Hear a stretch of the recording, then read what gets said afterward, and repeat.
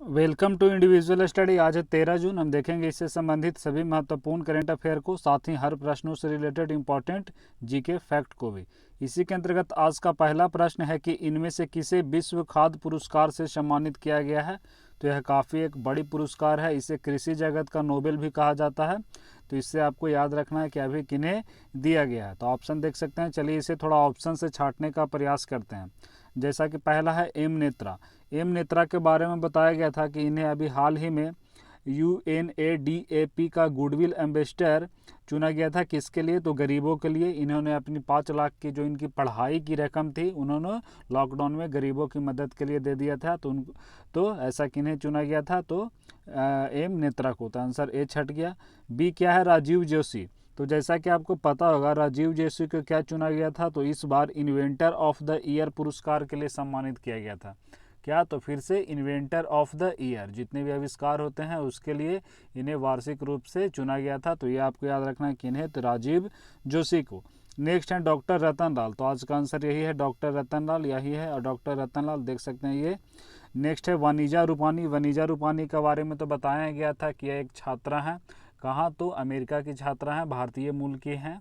और इन्हें अभी नासा ने अपने एक हेलीकॉप्टर का नाम सुझाने के लिए एक प्रतियोगिता जारी किया था, इनके द्वारा जो नाम चुना गया था, उसी नाम को नासा ने अपने हेलीकॉप्टर को रखा था। तो वनीजा रूपानी को भी पता होगा। तो आंसर हो गया सी, रतन लाल। अब चलिए थोड़ा यहाँ पे देखिए, बताया जा रहा है कि भारतीय मूल के अमेरिकी मृदा वैज्ञानिक डॉक्टर रतन लाल को कृषि क्षेत्र में नोबेल पुरस्कार। तो ये आपको याद रखना है कि जो अभी विश्व खाद्य पुरस्कार है, इसे कृषि क्षेत्र का नोबेल कहा जाता है। तो काफ़ी बड़ी पुरस्कार है। यहाँ पे देखिए इन्हें किस लिए मिला है? तो यह मिट्टी की गुणवत्ता के सुधार करने के लिए इन्हें इस प्रकार के पुरस्कार से सम्मानित किया गया। अब यहाँ से प्रश्न उठता है कि यह जो पुरस्कार है, इसे प्रथम बार पहले भारतीय जिन्हें यह पुरस्कार से सम्मानित किया गया था। तो देखिए 1987 में इस प्रतिष्ठित पुरस्कार को पहले प्राप्तकर्ता कौन थे? तो कौन? भारतीय MS स्वामीनाथन थे। तो यह भी आप याद रखना है कि चूंकि इसके पहले प्राप्तकर्ता थे, तो कौन थे? Doctor MS Swaminathan. अब MS स्वामीनाथन के बारे में आपको जानना है यहाँ जीके के व्यू से कि यह भारत में हरित क्रांति के जनक कहे जाते हैं। तो भारत में हरित क्रांति का जनक किन्हें कहा जाता है? MS स्वामीनाथन को। अब भारत में हो गया। अब विश्व स्तर पर अगर पूछा जाए कि हरित क्रांति के जनक किसे कहा जाता है, तो नॉर्मन अर्नेस्ट बोरलॉग। तो ये भी आपको जानना है। उन्हें नोबेल पुरस्कार भी मिल चुका है बोरलॉग को। तो ये भी काफ़ी महत्वपूर्ण है। चलिए अगले प्रश्न की ओर बढ़ते हैं। तो यहाँ पे बताया जा रहा है कि बाल मजदूरी के खिलाफ विश्व दिवस, world day against child labour, कब मनाया गया? तो ऑप्शन देख सकते हैं यहाँ पे। तो ये पूछा जा रहा है, अभी यह हाल ही में मनाया गया। तो यह 12 जून को मनाया गया। अब चलिए इसका थोड़ा हम थीम को देख लेते हैं और क्यों मनाया जाता है वो भी देख लेते हैं।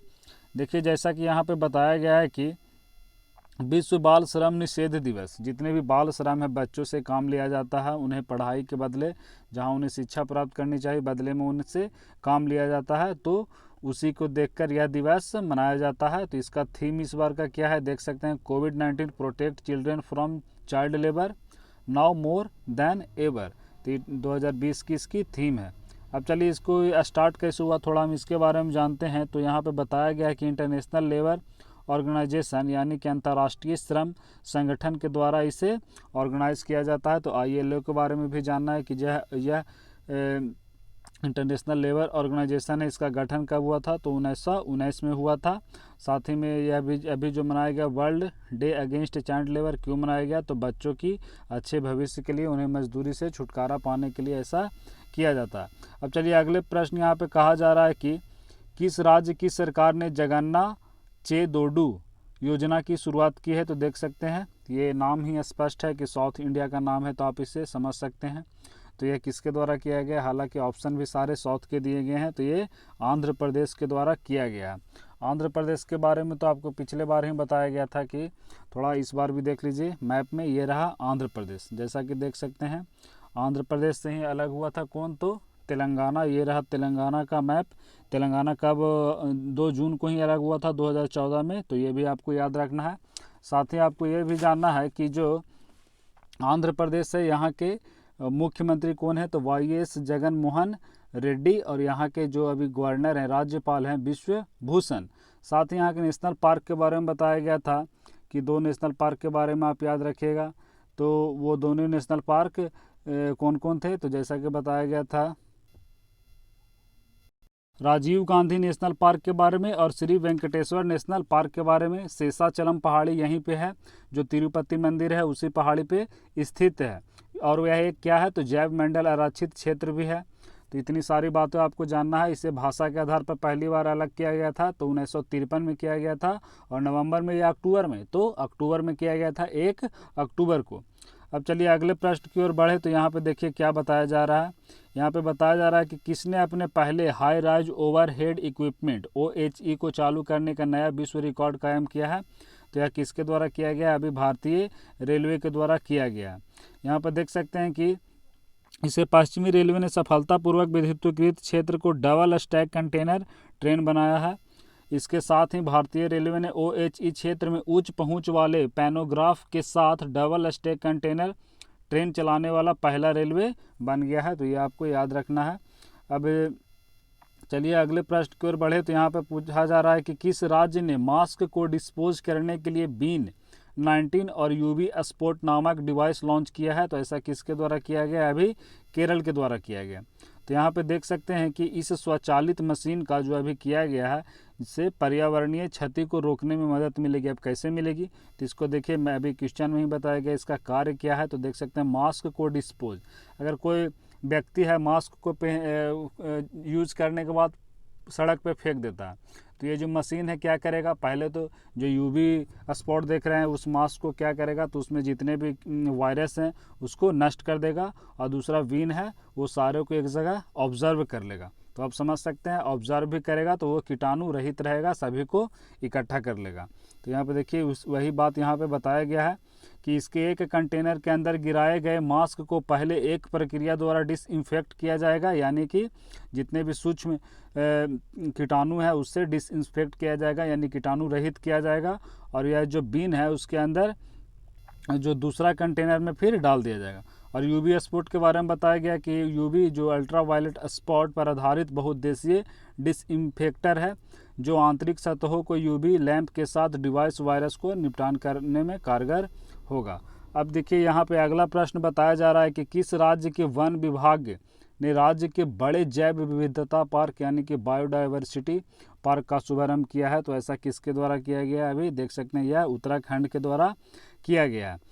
उत्तराखंड के द्वारा किया गया है। तो यहाँ कहाँ पे किया गया है, यहाँ पे देखिए बताया जा रहा है कि उत्तराखंड वन अनुसंधान विंग जैव विविधता पार्क 18 एकड़ में फैला हुआ है। साथ में देख सकते हैं यहाँ पे 500 प्रकार की जितनी भी प्रजातियाँ हैं और 40 विषयगत खंड है।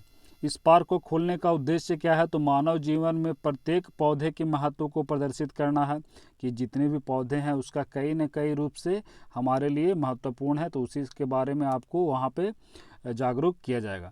इसमें पौधों की प्रजातियों की आध्यात्मिक और धार्मिक, वैज्ञानिक, मानव स्वास्थ्य और सौंदर्य मूल, यानी सारे प्रकार के, किसकी धार्मिक महत्व क्या है, आध्यात्मिक महत्व क्या है, वैज्ञानिक महत्व क्या है, ये सारे यहाँ पे बताए जाएंगे। तो ये कहाँ का पार्क है, तो उत्तराखंड का। अब चलिए उत्तराखंड के बारे में जानते हैं कि इसका गठन कब हुआ था। तो 2000 में हुआ था और 9 नवंबर को हुआ था। यहाँ के गवर्नर अभी वर्तमान में कौन है, तो बेबी रानी मौर्य, और यहाँ के CM TSR तो त्रिवेंद्र सिंह रावत हैं यहाँ के CM। साथ ही आपको जानना है कि यहाँ के अन्य national park, Jim Corbett national park जो कि भारत का सबसे पहला नेशनल पार्क है, यह कब अस्तित्व में आया था, तो 1936 में। राजा जी नेशनल पार्क यहीं है। गोविंद पशु विहार नेशनल पार्क यहीं है।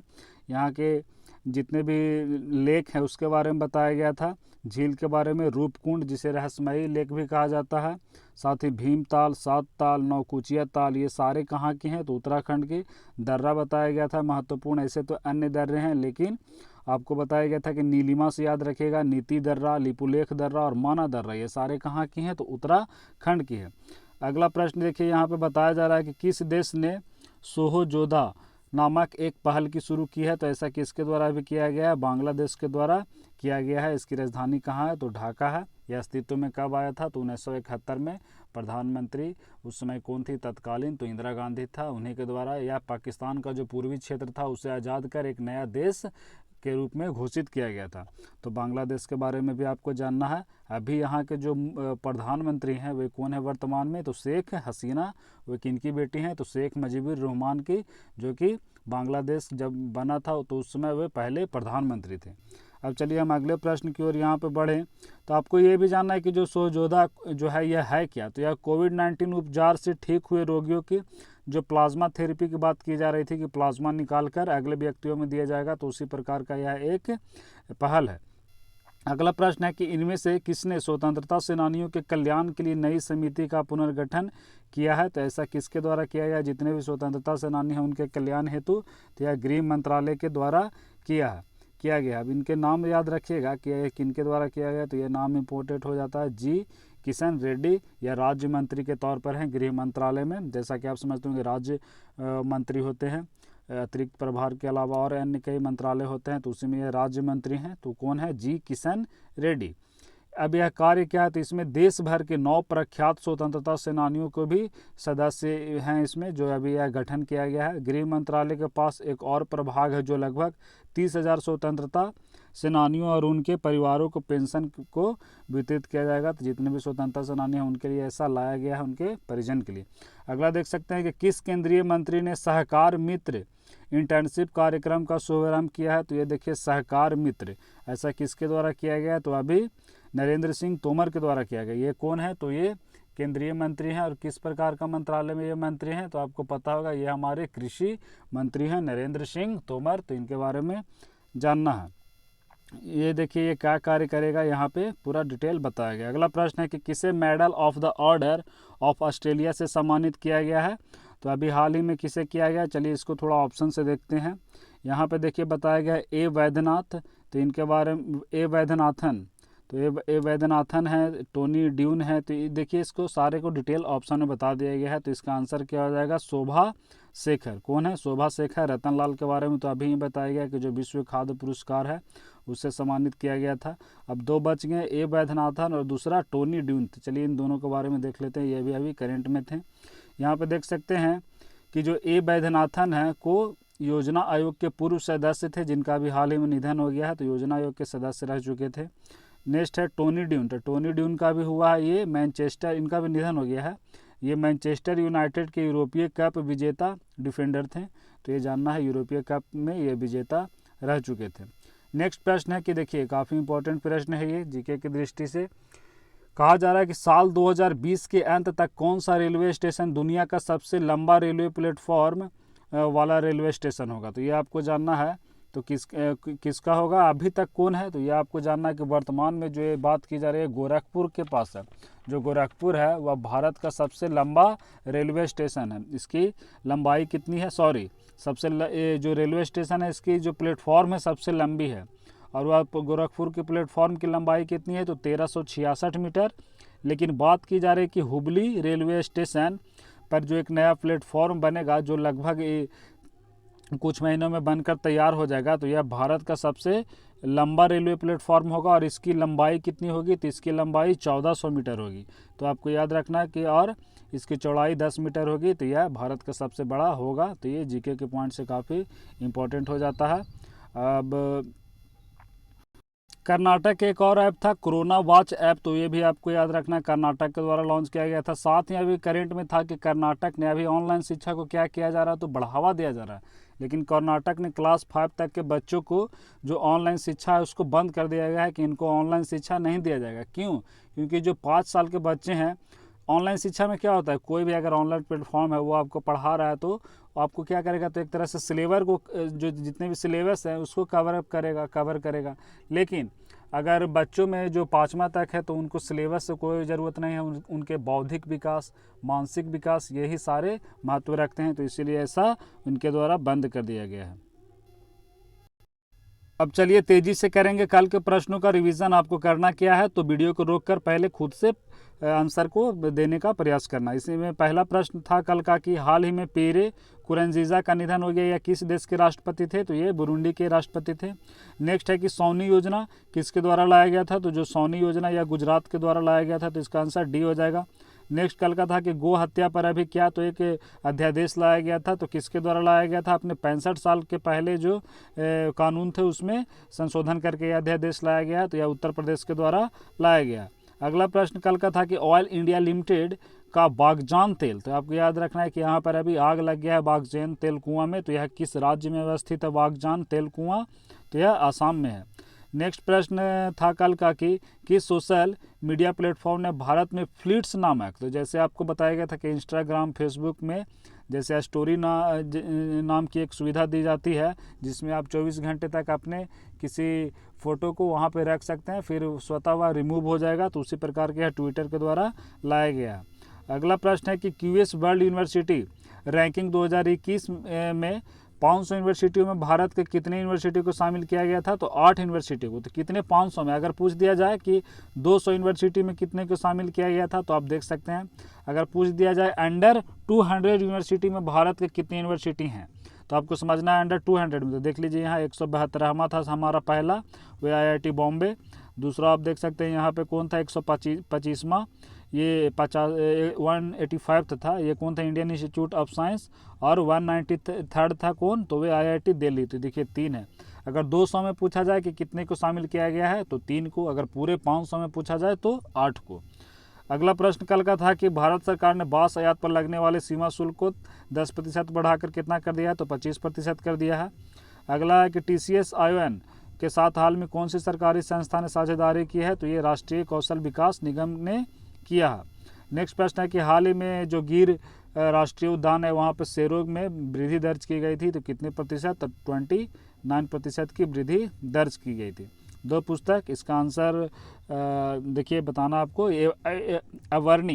अवर्निंग किनकी पुस्तक है, तो देख सकते हैं यह मेघा मजुमदार की है। साथ में यहाँ पर देख सकते हैं एक और पुस्तक बताया गया, यह किनका है, शोभा डे का। यह कौन सा पुस्तक है, तो आप देख सकते हैं living and other story lockdown lesions, तो ये किनकी है, शोभा डे की। अगला प्रश्न है कि कोल्ड ट्रेडिंग एक्सचेंज स्थापित करने वाला किसने अभी निर्णय लिया है, तो यह भारत ने ऐसा निर्णय लिया है। और भारत का जो 2024 तक 1 बिलियन टन कोयले के क्या करना है, तो टारगेट है उसको उतना प्रोडक्शन का। तो चलिए वीडियो को यहीं पे समाप्त करते हैं। अच्छा लगा हो तो आप शेयर भी कर सकते हैं।